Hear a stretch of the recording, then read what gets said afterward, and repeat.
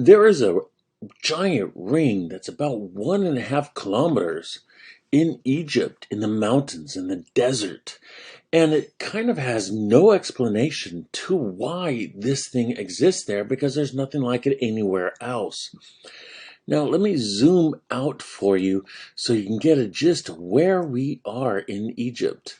Now, I highlighted the pyramids down here. These are the Great Pyramids in Egypt. So if we come over here, you will see the Great Pyramids somewhere over here. And the pyramids are lined up, 1, 2, 3. You can see them pretty good right there, pretty good. Sorry about the little labels and things on there. Let me see if I can get those off. There we are. You can see the pyramids really well.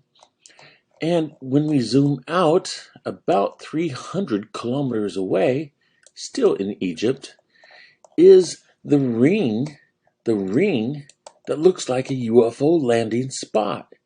Now, check this out a little bit. This is really unusual that it's so close to the Great Pyramids. Now, let's turn it a little bit so we can see it better.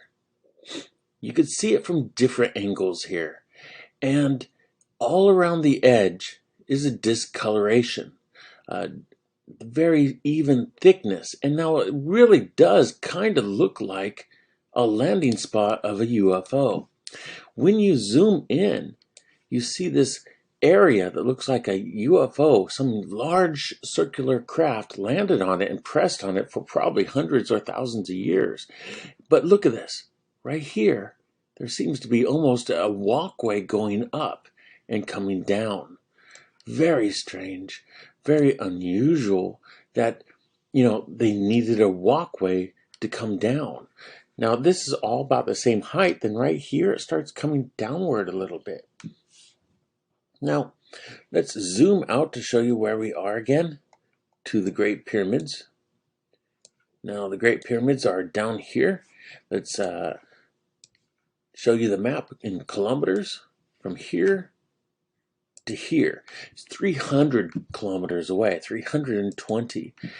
But if we zoom in, let's show you how big this is. Now, it is only about a kilometer and a half.